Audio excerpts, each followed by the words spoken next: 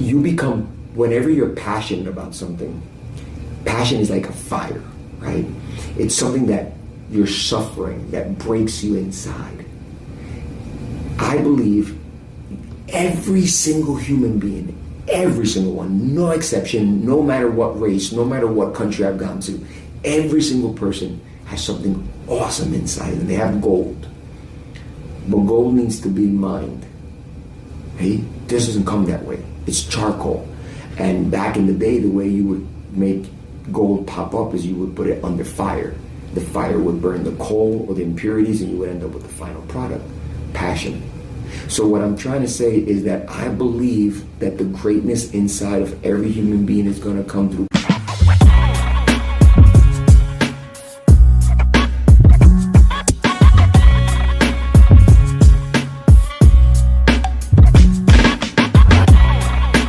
Welcome back to Beyond Small Talk, where real conversations lead to new perspectives.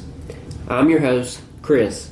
My guest today is the pastor of IChruch in Hickory, North Carolina, Mr. Carlos Rodríguez. Hey, Chris, it's good to have you. Thank you for having me on the podcast. I really appreciate that, and greetings to everybody listening to this. We encourage you to share this and hand it out because we know it'll be a blessing and help you, hopefully. It's pretty surreal to be sitting down with you because the IChruch is the home and host of the Catawba Valley Leadership Conference. And I started going to that conference back in 2024. So the first time I'm there, I'm sitting the very back of the row. I mean, I'm like, if this was the last row, I'm in it.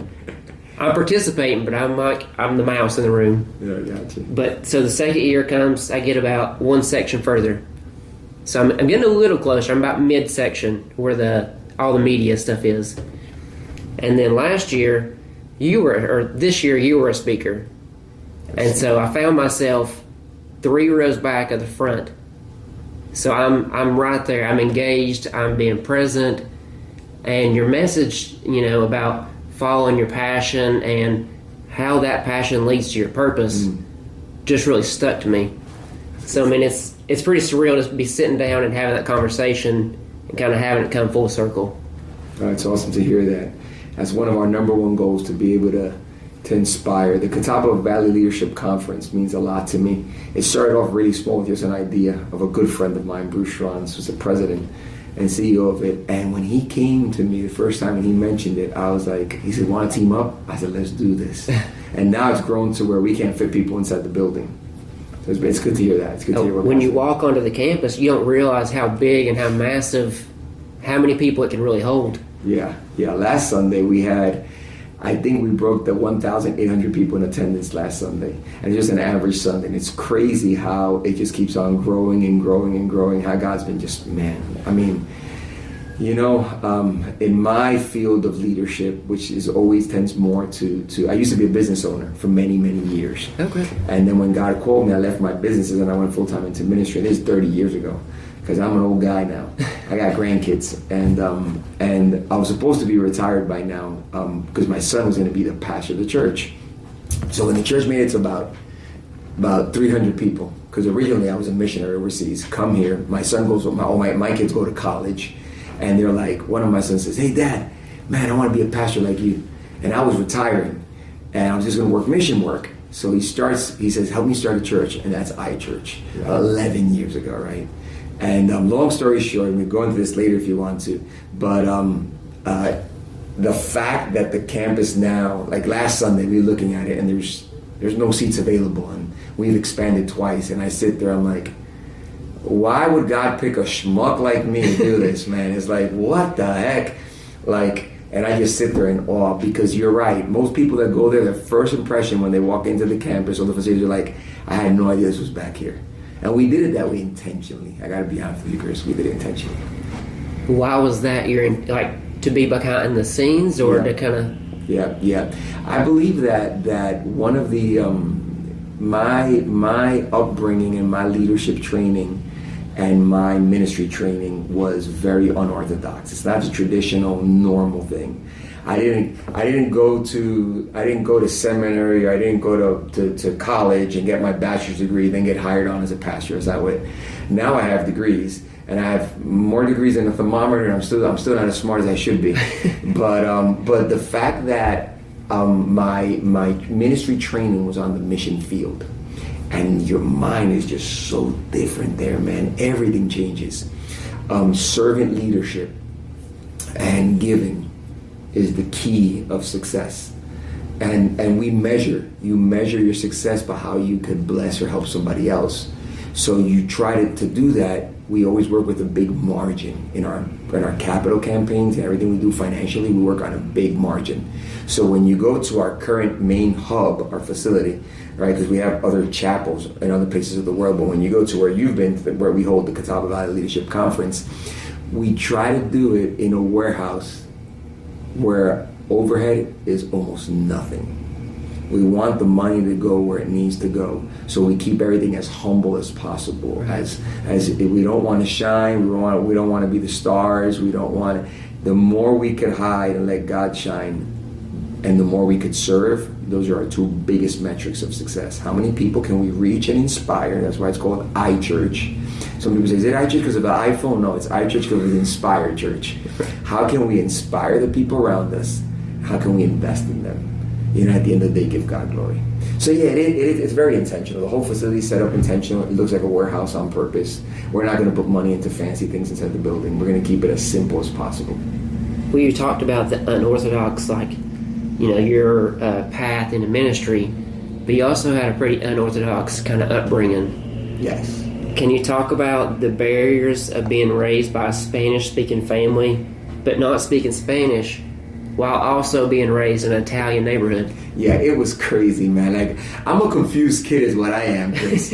And here's how it works out. My dad is Puerto Rican. He's by nature, right? He's born. But my dad, very young age, he was a kid when his mom passes away, and he's raised by his stepmom. He's one out of 8 brothers, and a very, very, very impoverished family. Very impoverished. They're very poor, man. They got nothing.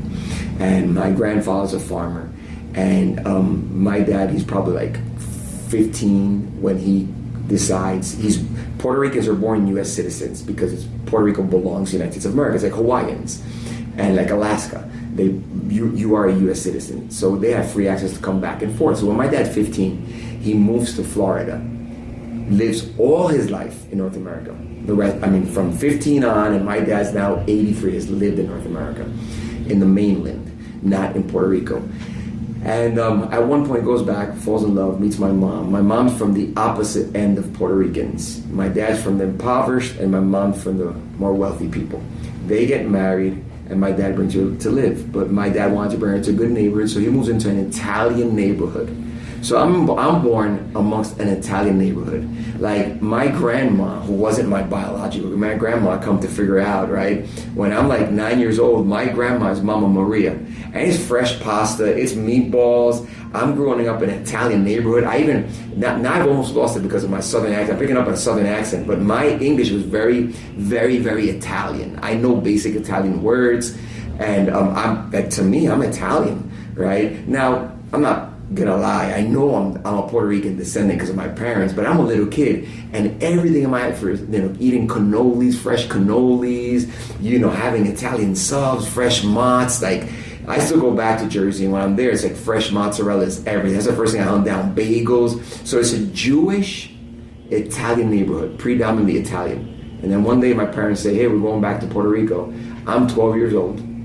We end up in Puerto Rico. My Spanish is horrible, man. I can't read Spanish for my life.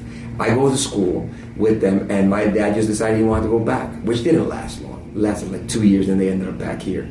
But before they came, I came back because I could not hack Puerto Rico. I could not do it. And I came back to live with my brother who stayed here, my older brother. And then I end up homeless on the street. And I'm a 12-year-old homeless on the street. And it's just a culture shock, trying to figure out, how do I make this work now? How do I survive this atmosphere? And it was a tough path, man. The cultural confusion of, am I Italian? Am I Puerto Rican? Am I North American? And just, 12 years old on the street, go figure it out. How do you balance that? Here's what I believe today. If you would have asked me back then, I'm just scared. I'm just a scared kid. I always say this, if I'm completely honest, it's almost like there's a blank slate of my life. I don't know if there's ever been a moment in your life, or whoever's listening, where you kind of remember something of the past, but it's kind of blurry, and you kind of make up a story. Like it could be you were riding bike and you say, oh man, I rode bike like for 5 miles. Now like an adult, you go back there, you like, no, it's more like half a mile. But in your mind, you make up this story, right? And I made up this story in my life that I tell, but I don't even know if it's a real story anymore. And the reason I say that is because it was so hurtful in my life that you kind of compensated for saying other things. And at 12 on a bench, you can't balance it. Now, today, if you ask me, okay, so how do you balance that back then? You don't. You're just trying to survive day by day.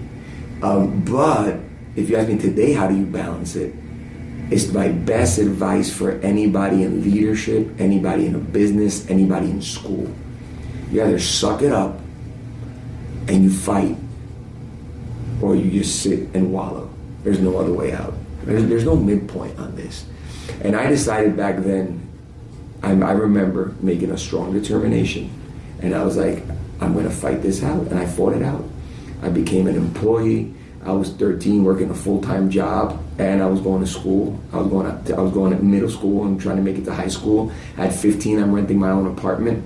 There's a pseudonymous name because they won't legally give me a contract. Working like a dog, and my whole goal was, you either swim or sink, right? Yeah. And you keep on fighting. And that's where my answer would be. You turn your tragedy into what motivates you to victory. You don't quit.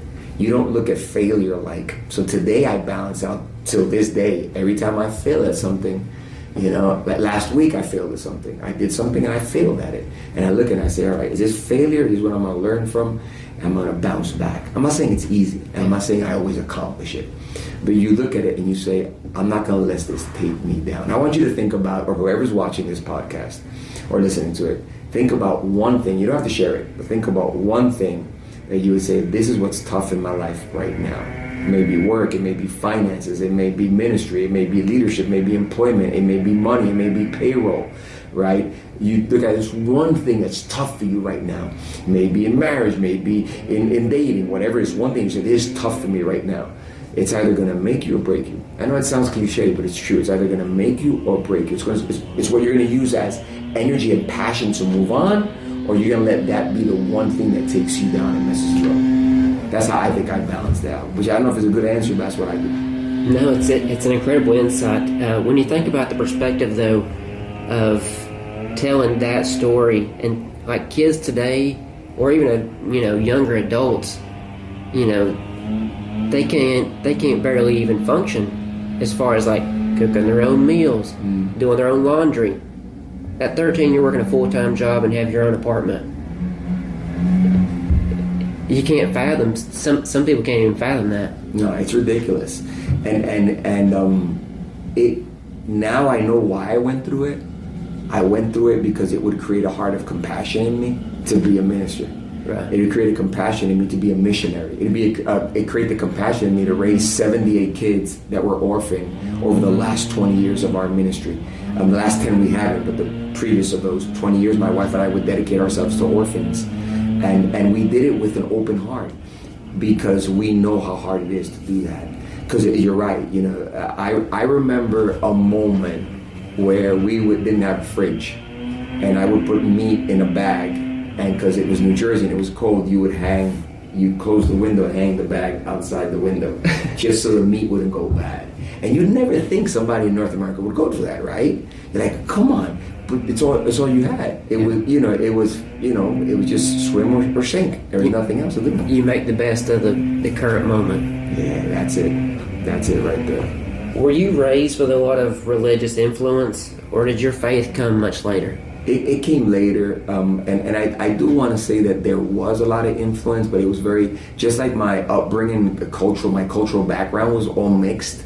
Just like I thought I was Italian, and I still behave Italian a little, but at the same time I'm Hispanic, but then I speak a little bit of English. The same way there was a mixture of that, right? That potluck, the same way it happened spiritually. Spiritually, my dad is borderline atheist. He says I won't say he's atheist, he's more of an agnostic.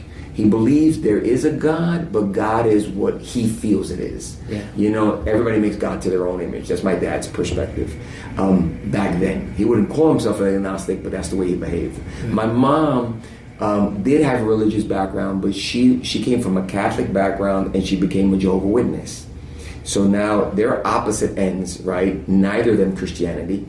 My whole family, being Hispanic, is Catholic. And me, I'm a kid bouncing around trying to find out what it was. I went to college for philosophy and psychology. So, I was struggling with my belief in what God was.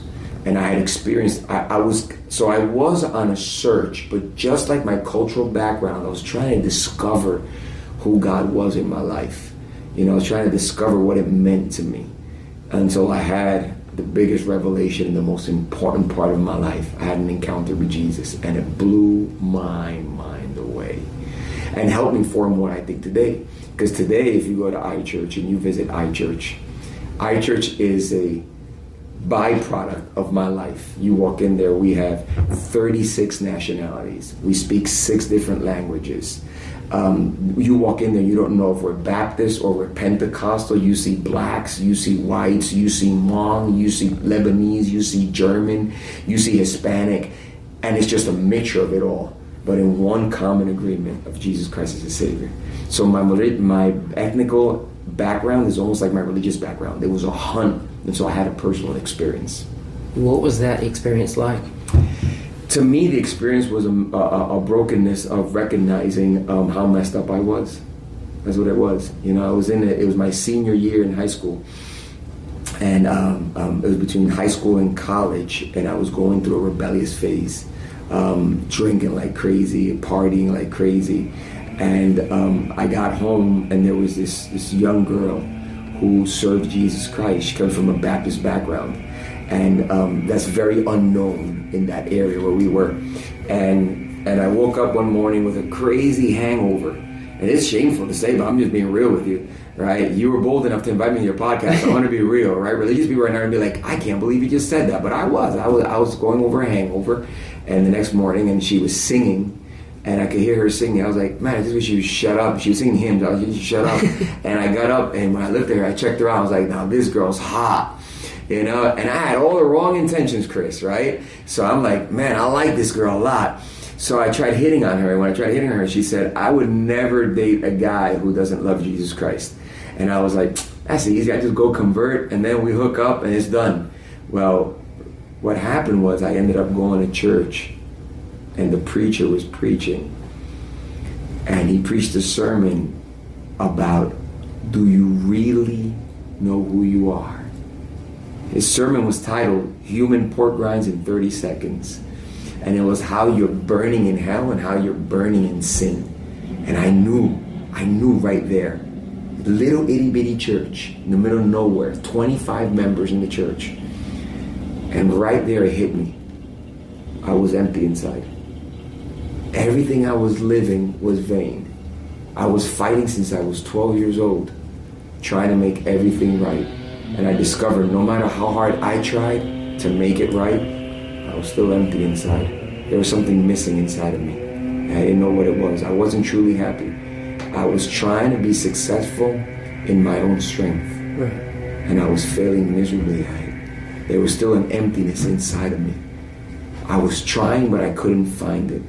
And then finally, the preacher said, stop fighting it on your own and just give it to God. And I realized I had to give it to him. And I ended up just falling at the altar and giving my life to Jesus Christ and saying, I need you, God. I can't do this on my own. And that's where my life really started. That's where I found true joy.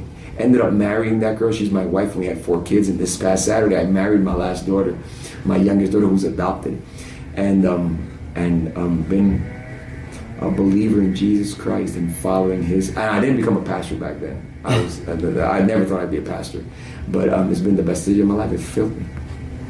How did you react to the first knowing of being basically uprooted and taken to Puerto Rico by your family? Oh, my reaction was miserable. It was terrible, man. I was bullied. I was beat up. I remember back then, it's probably, I want to say 1980s. There was something called windbreakers, and they were like these big jackets, and you were a beat bopper. And I was like, it was Run DMC and the bands and a rapper, and I show up in Puerto Rico in this Hickville, middle of nowhere, and I'm wearing a windbreaker in Puerto Rico where it's 95 degrees, and I'm sweating, and I show up in my baggy pants back then, and I was the cool kid here, and I show up into a neighborhood where these kids, they looked at me like the most awful thing ever, and I hated being there. I didn't know what the teacher was saying. The kids would beat me up at lunch. It was miserable. That's why I ended up coming back to New Jersey. I couldn't live it. I couldn't survive it. There was no way. I didn't know the language well. I couldn't speak it well. And then a real conundrum starts because you're 12 years old. So my English vocabulary now with you, it's 12 years old because I got to go back to North America. I got to come back into New Jersey and go back to school. And now I have I have a gap year in between at the age of 13 because I'm on the streets, and I had to pick up with Spanish because they weren't teaching me English there, and they were teaching me Spanish, and I have a 12-year-old vocabulary in English, so it's a battle to try to reconcile it. It's just this incredible confusion inside of me of purpose, of who I am, which later is going to be what you heard in the conference. And it's going to be finding my true purpose. Well, I got further questions on like later on how that relates to the church now, but when did you fully come into like the bilingual aspect of being able to switch back and forth? Oh, it doesn't happen until I'm about 18. You know, from 12 to 18, I'm still figuring it out. I'm a street kid trying to survive. I'm doing. I tried night school. They wouldn't accept me unless my parents signed, and my parents were with me. So I had to go to day school, and then I would work at night, and I'd work a full-time job at night, full-time, and it was about 18. I end up going back to Puerto Rico to visit my parents, and when I end up to visit them, it's my senior year in high school. That's where I found this girl, and that's where I decided to stay a year in Puerto Rico on my own now, and I went to college in Puerto Rico. Well, now it's on your own terms. On my own terms, and I went to college. Now it's all based on this one girl, right? And but then I encountered Jesus. And I'm like, I want to stay here in Puerto Rico, and I stayed there for a year and 2 years, and I went to college. And in college, I learned something. I have a high level of autism, and it's been diagnosed. And as an autistic person, level 1, I had a lot of learning disabilities. I could barely read either language when I'm 17. I have difficulty on both. And it's because I discovered, but I didn't discover it until college, that I'm autodidactic. I learn by myself. I'm a self-taught person. I learn twice as fast if you give me the ability. And college is built that way. Right. See, when you make it to college, they're not there reading the vocabulary with you. Like, here's a book, read it, they give you a conference and walk away. And then I discover that I'm not a kid with a C, D grade average. I make it that way to college. But I discover I love college. I loved it. To this day, I still love it. I taught in college for a season. I became a professor at a college, at a seminary. And I love it.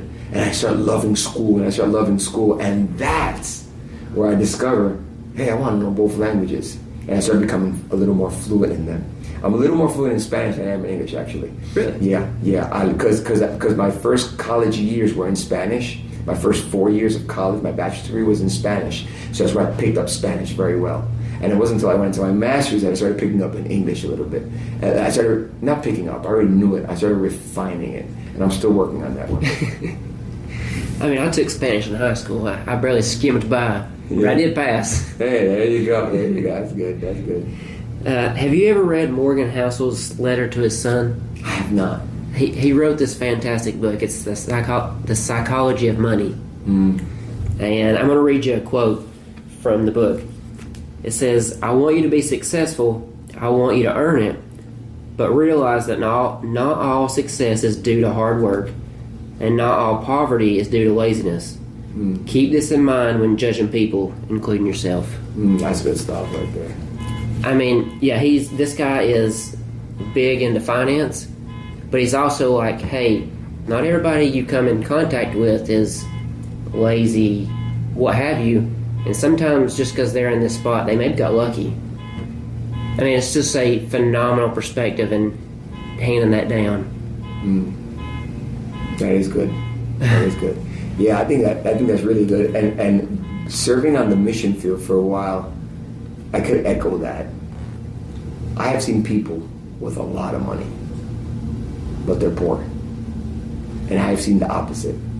I have seen people in the mission field, like Haiti or Haitians in Dominican Republic, refugees. My daughter was adopted that way, the one I just married. Right. And I have seen them with nothing. And it wasn't laziness, but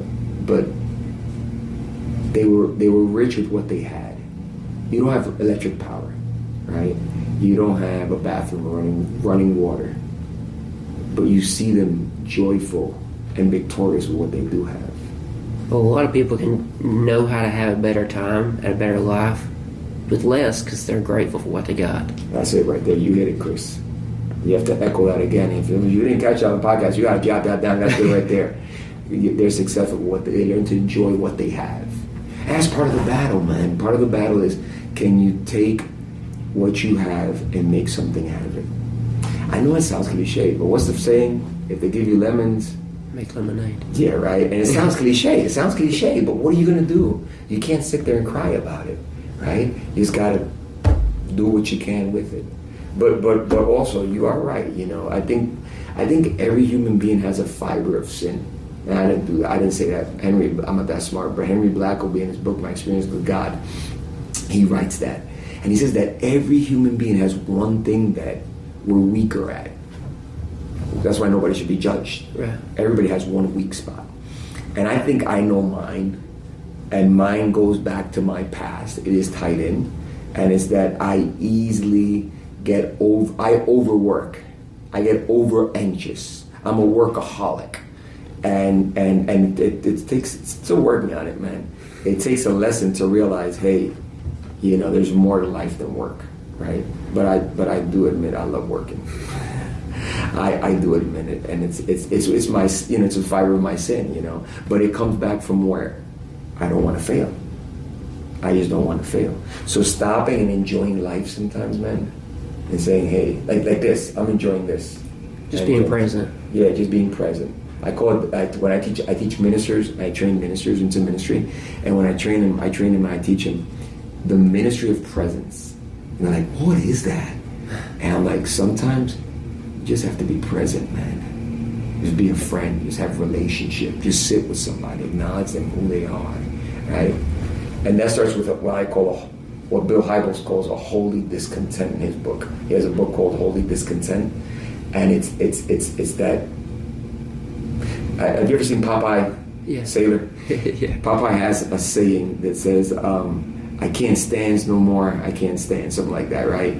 And it's that breaking point, what breaks you inside, you know, what inside of you, divineness, just this insatisfaction, no matter what religion you are, where you come from.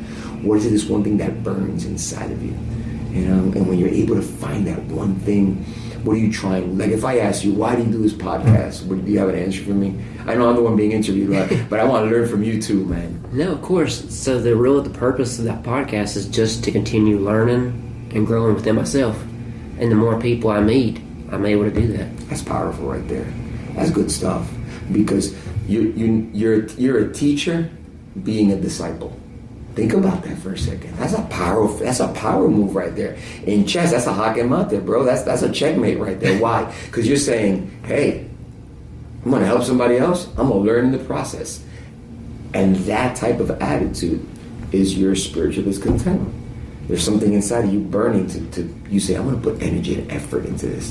And man, that's inspiring, man. I didn't always have that attitude, though. No. I've come a long way. Why do you think that? What happened? I used to have this, I guess you call it like a doom and gloom aspect on life. But I mean, as you go forward, I mean, things aren't as bad as you think they are. I mean, it goes back to what we were talking about before. You have to appreciate what you have instead of, being angry or reserved of what you don't got. Let's go. That's good. That's good stuff. Yeah, it's the philosophy of my life, man. At some point, when I used to be a business owner, and again, I was in it for the money, which isn't bad. Yeah. I encourage everybody. I encourage parishioners, everybody, leaders. I was doing leadership training for a while, and I encourage everybody, find a way to be productive, because I believe God made us to be productive. See? And I believe that every human being was made to be able to work, even in the Garden of Eden. And I know a lot of preachers don't agree with me on that one, but I believe God made us to be productive. It's good, it's healthy for us. But that productivity, if you got to be careful, because it can take a hold on you with more and more and more. It's just this vicious cycle where you're never satisfied, right? And when I was a business owner, I was there at a point. I was trying to make money. There's nothing wrong with that, but it was my only goal. It was like, because I was defining success on how much I had. And then it just came to a point when God called me to ministry. He said, are you happy with it? Does it always make you happy? There was this guy once that I met. This is a boring story, you stop me. But there was this guy I met once. I used to work for him, and he was a business owner, and he hired me. He had a furniture store, and he hired me to help him with his furniture stores. Now, I started in a low-rank position, but as I worked with him, I started giving him ideas on how to make the business progress. Right. And he started listening to me, and we started multiplying it. One store became 2 stores, 2 stores became 3 stores. I became the general manager of all 3 stores. The guy's banking, making millions. The guy's got so much money, Chris. It's just ridiculous. It's ludicrous the amount of money this guy is making. And one day, he doesn't show up to work. And when he doesn't show up to work, I asked his secretary, his assistant, hey, where's the boss? And he said, oh, he didn't come down today. And he had various properties, but he had this one apartment above one of his furniture stores. And I go up there and I knock on the door and he won't open up. And the door was open. And when I opened up, the guy's literally in a t-shirt, in underwears, laying in the living room, crying like a baby. And I'm like, hey, you okay? And he's like, no. I said, what's wrong? He said, I have everything, but I have nothing. That's what he said. I have everything, but I have nothing. He had 3 kids that hated him. He had gotten divorced. He was living in the apartment because all his properties were giving him money, but nobody cared about him. They all hated him. He had a whole bunch of employees. He had all these stores, and he says, I'm miserable. It was a powerful lesson for me because it made me realize what you were saying before, and I echo. Can you be happy with what you have right now? And if you can't, I think you should be limited in what you receive tomorrow. Because if you're not, the Bible says, if you're faithful upon the little, God will place you upon the plenty.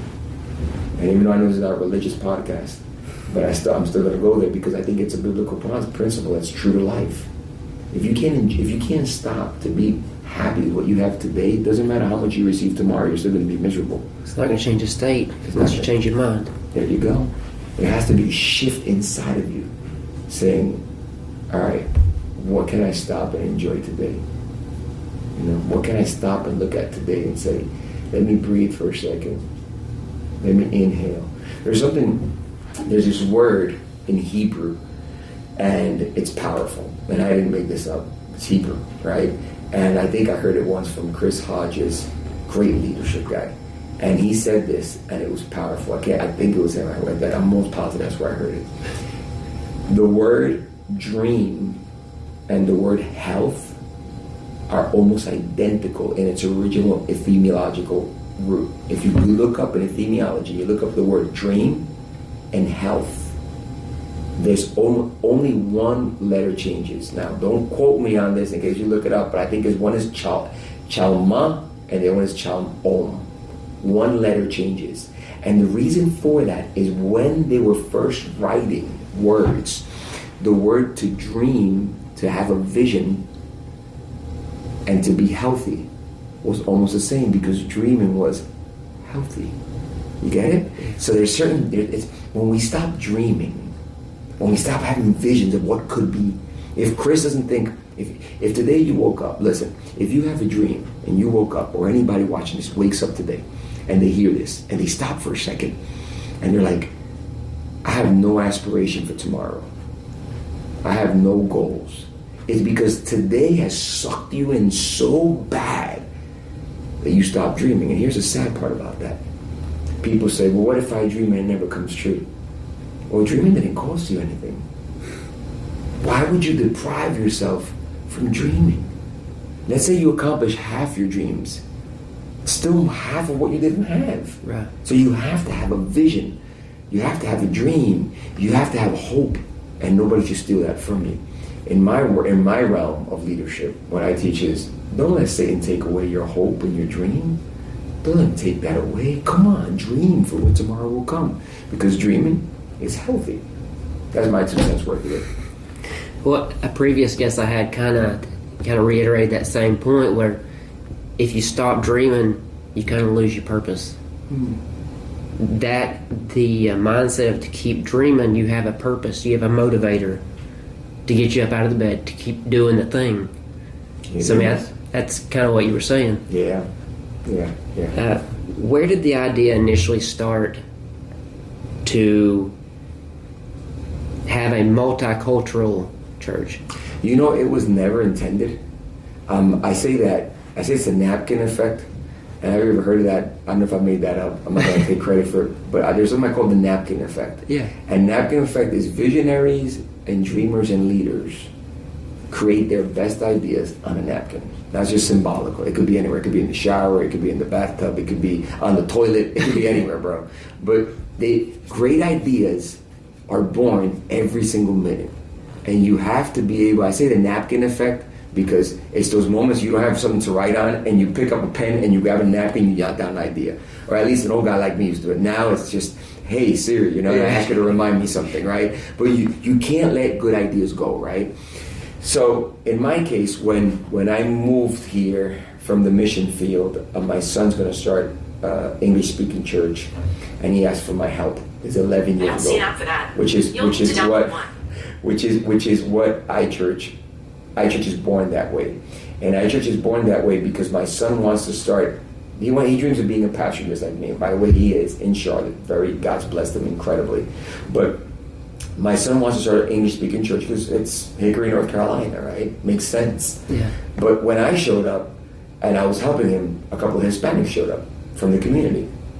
Then a couple of people moved here from where I'm originally from. Some people moved from the mission field, and they came here. And the population in our tiny metroplex of Hickory, North Carolina, starts getting very diverse. Because it wasn't like that 11 years ago, believe it or not. The Hispanic population was less than, I think it was 3 to 5%. Now it's up to 12%. And what happened was people started just showing up. And people loved the multiplicity. People loved the fact. And then I remember our first Hmong family showed up. And I'm like, we don't have a Hmong language. Like, it's okay. We'll listen to whatever we can. They started showing up. And then it hit me. There's a lot of great religious entities in our community, a lot of great nonprofits. But you know what I saw a deficiency of? Multicultural. Now, I don't think the other churches are not wanting to be it, don't get me wrong. And I'm not saying we're the only one out there. But what I am saying is that it was supply and demand. There was not enough supply for the demand of multicultural. Right. And my heart's like that. My upbringing was like that. Back to my childhood with your great questions. Italian, Puerto Rican. To me, multicultural comes natural. Paul said, you have to be a Jew to the Jew and a Gentile to the Gentile. Could I morph myself into being effective to ministry to somebody who's white and somebody who's black and somebody who's Hmong? And I'll tell you, it's a mission, my brother. Especially on the Bible Belt where we live. It is a mission. Why? It's not evilly intended. It's just our upbringing. Yeah. It's natural. You migrate, and you've probably heard this before, and you are a reflection of the 5 people nearest you. That's one of my favorite quotes. You're the average of the 5 people you associate with or you hang around with. That's it. And it's natural. So nobody does it evil. It's just who you are. So then the question is, who do you tend to go to? And the average person will not do what you're doing, what your listeners are doing. They're not going to want to be discipled and learn and come out of their comfort zone. They're going to go to their easy, natural atmosphere, right? They're going to go to somebody that looks like them, acts like them, thinks like them. And that's good, but it's also bad. The reason it's bad is because then you could never think bigger. Yeah. You can't imagine things other ways. I was once in France. Here's another story. All right. I love telling stories. I was once in France, and first trip ever I went to France. I went there, and we had somebody there who was watching us online, and we went. They became friends. She's Lebanese descendant. Her relatives are Lebanese, and they go to our church. So I travel there. We visit, and when we visit her, we go to her apartment. And in her apartment in France, she had a refrigerator. Now, her refrigerator was a little bit bigger than the office size refrigerator. Okay, you know, there's the office size, and and I asked her, let's go. I wanted to be generous. I'm like, let's go food shopping and bring food for a week. And she even says, why? And I was like, because we're gonna be here for a week. And she says, I don't think it fits in my refrigerator. We're in the supermarket. I'm like, why not? And she says, because I only have a small refrigerator. And I was like, why don't we just get a bigger refrigerator? And she says, why? And I said, because that way we could put food in there. And she said, why? And I'm not catching it. And I'm like, so we could have chicken in there. She said, why would you eat frozen chicken when we could just go every day and pick up fresh chicken? See, her culturalization was a byproduct of her atmosphere. And in my world, stock up your fridge as much as you can, right? In her world, it's not like that. There's a pastor, a good friend of mine, went to Africa, and he's meeting with an African person in the mission field, and the African person says, do you have a picture of your house? And he turns up his phone and he shows him a picture of his house. And the African looks at him from Nairobi and says, what's that next to it? And he goes, that's the garage. And he goes, what's a garage? And he says, a garage is like where I put my car. And the African looks at him and says, wow, you have a house for your car? See what I'm saying? It's the mentality. So being multicultural is really hard. In the middle of our service, you'll see a person with a Pentecostal background jump up and shout, amen, amen, amen. And you'll have a Baptist next to them who won't raise hands. And you'll have an African American behaving one way and a white person behaving another way, and you'll have a country person behaving another way. But you know what's cool about it to me? That they all gotta stop being full of themselves and worry about loving the people that surround them and being out of their comfort zone. And to me, that's one of my passions. Less of me and more how I could be like God wants me to and love everybody around me. To a Jew, and to a Gentile, a Gentile. So multicultural was really never a plan. I think it's just more of my DNA. Well, it's a great follow-up question because the church offers the English and Spanish version of each sermon each time.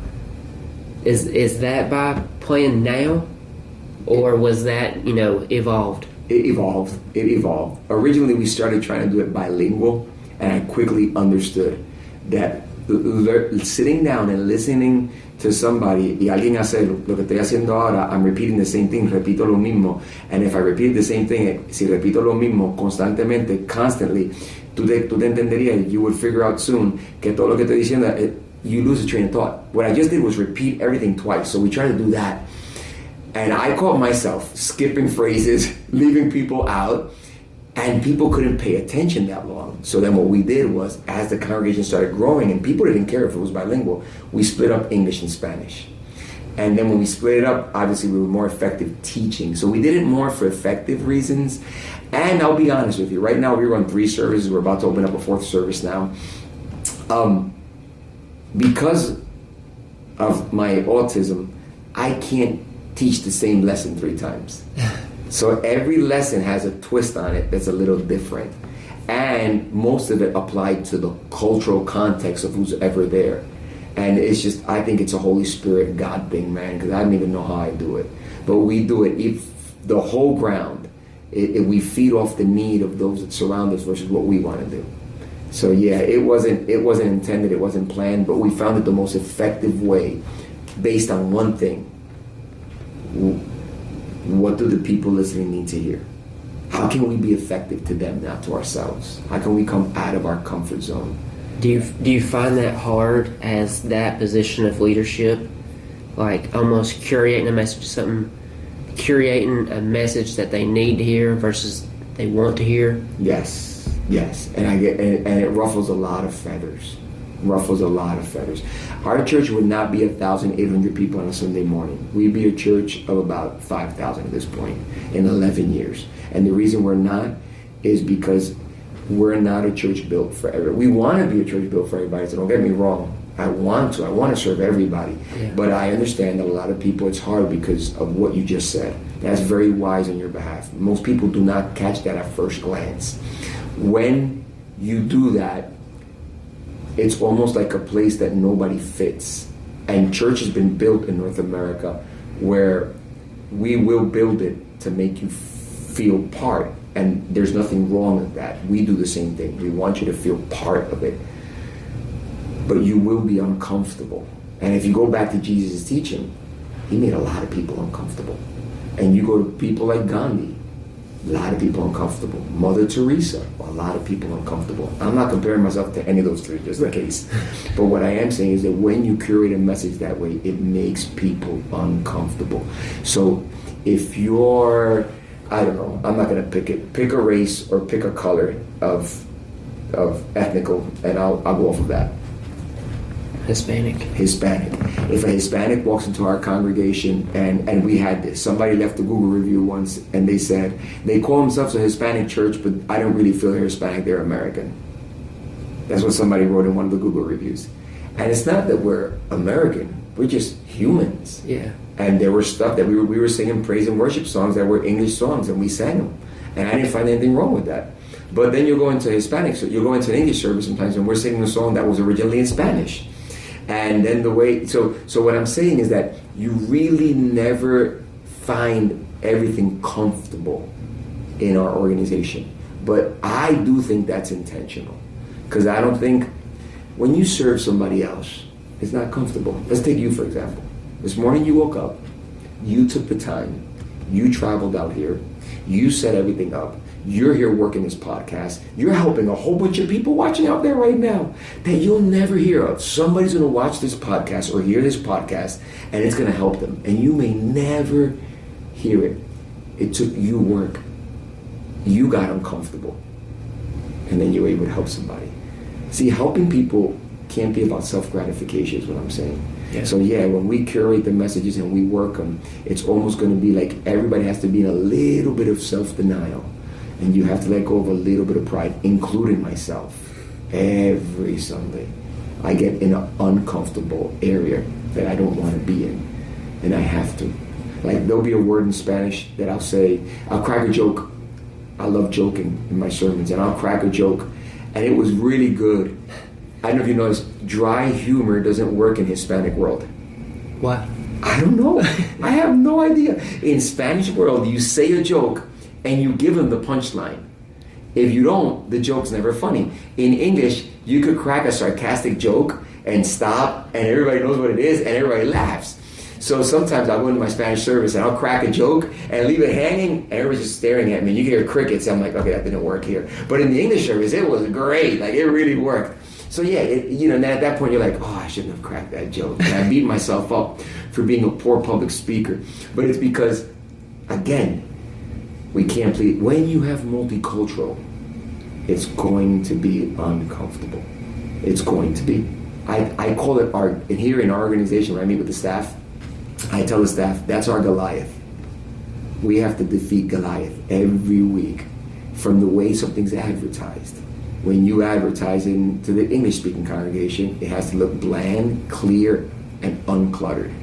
When you advertise to the Spanish congregation, it has to be the complete opposite, very colorful, and a lot of information. So how do you balance that? Man, it's hard. And I can't tell you I figured it out. I'm still working on it. So I appreciate your prayers and anybody listening to this right now to pray for us so we could be effective to be able to reach as many multi-ethnical groups as we can. But right now, we're pretty happy for the 36 that we have. During your lecture, during the conference, you touched on your passion leads to your purpose, and your purpose leads to your leadership identity. How does someone find their passion? You know, The Latin word for passion, I know I'm getting nerdy here, but the Latin word for passion is suffering, comes from the root of suffering. When we say something has passion, it's because you suffer it. And now watch this tie-in. Just follow me for a second, because it's going to take me a while to explain it, but it's only because I love writing things, and I have a whiteboard with me. I'm a teacher by nature. But you become, whenever you're passionate about something, passion is like a fire, right? It's something that you're suffering, that breaks you inside. I believe every single human being, every single one, no exception, no matter what race, no matter what country I've gone to, every single person has something awesome inside of them. They have gold. But gold needs to be mined. Hey, this doesn't come that way. It's charcoal. And back in the day, the way you would make gold pop up is you would put it under fire. The fire would burn the coal or the impurities, and you would end up with the final product, passion. So what I'm trying to say is that I believe that the greatness inside of every human being is going to come through passion, is because you have to find that Bill Hybels quote, holy discontent, that Popeye moment, I can't stand no more. When you find what moves you inside, somebody may say, hey, I'll give you an example to make it practical.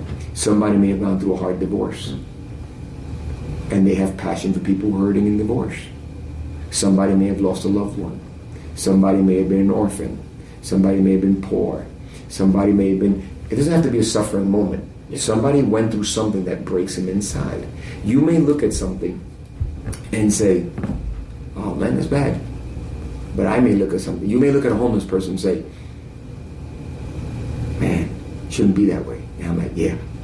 But it didn't move me as much as it moved you. That doesn't make me a bad human being. It just means that your discontent is greater than mine in that area.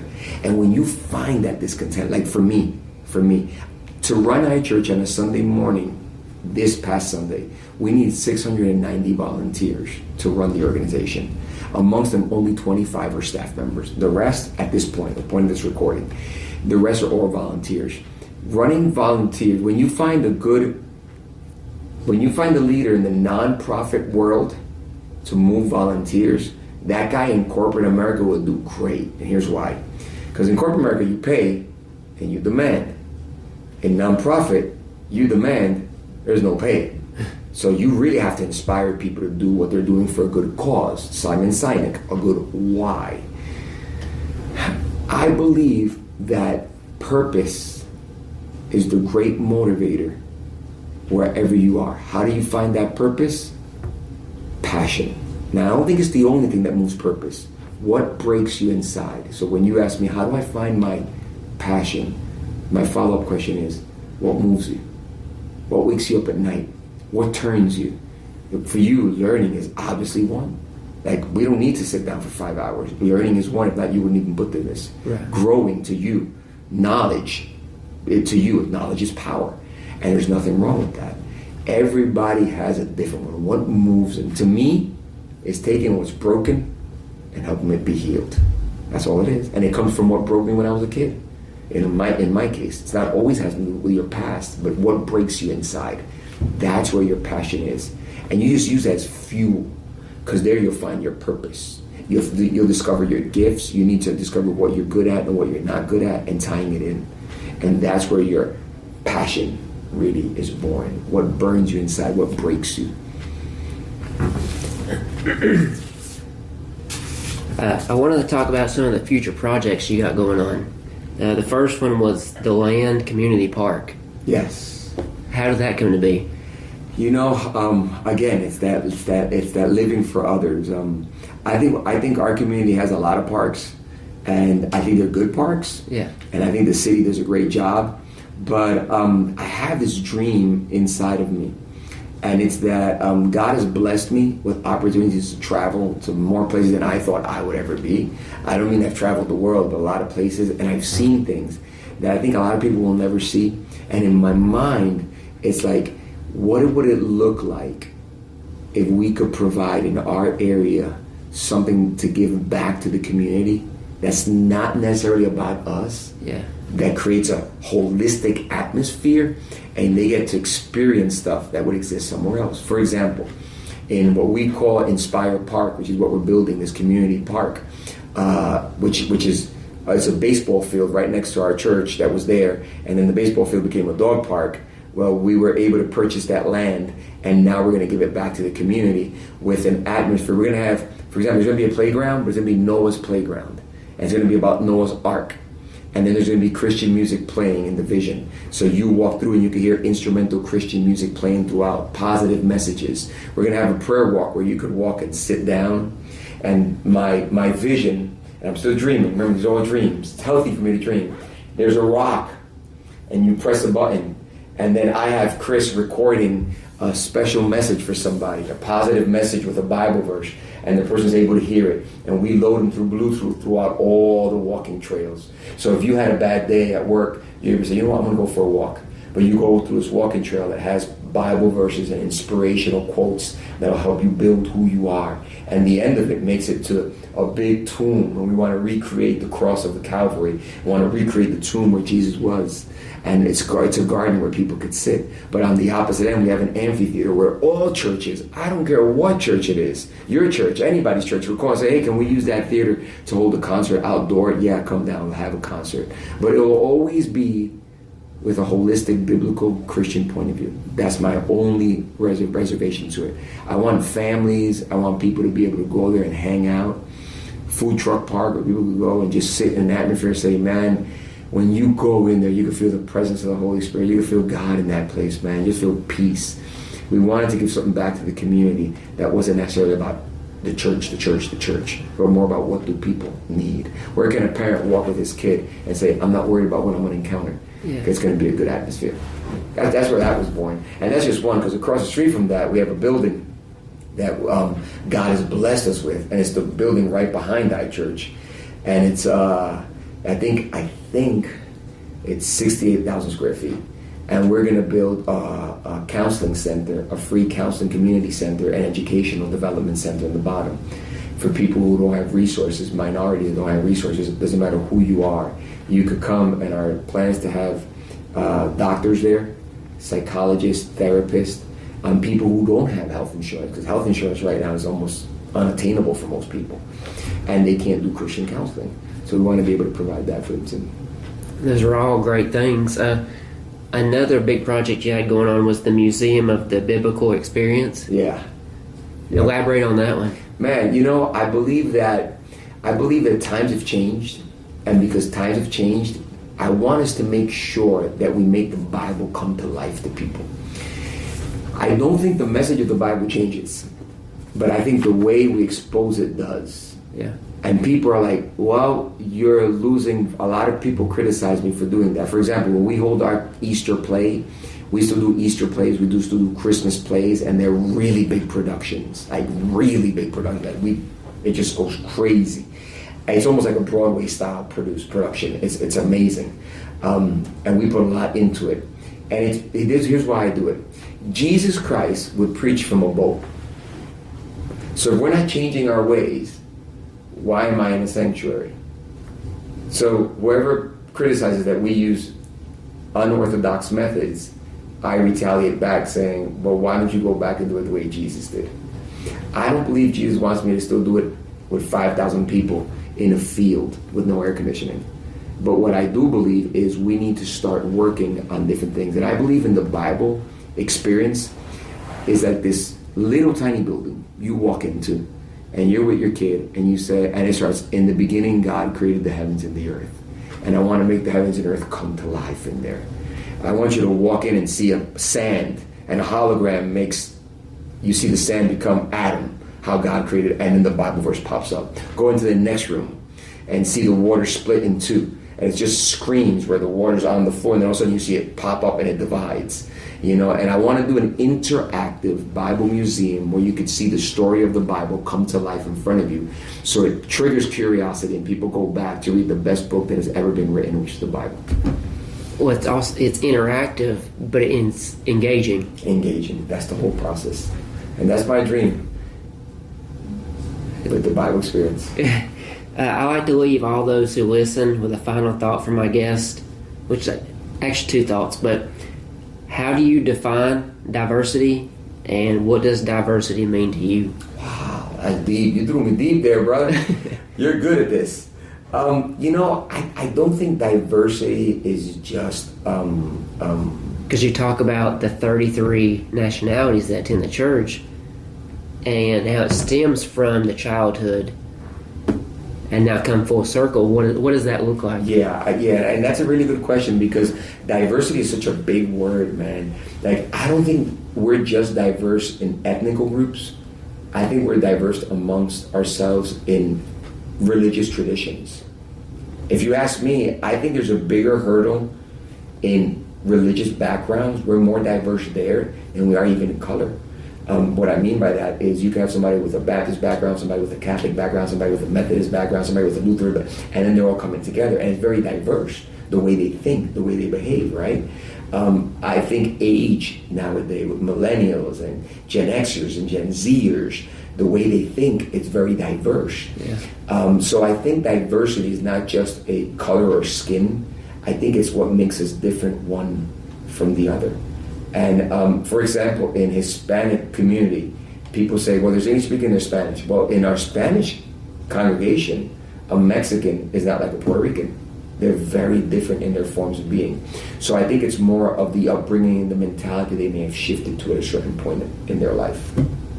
That's how I would define it. Carlos is different. Carlos, thank you so much for stopping by. I appreciate you inviting me and having me here and taking the time to be with me, my friend. It was a great conversation. Thank you.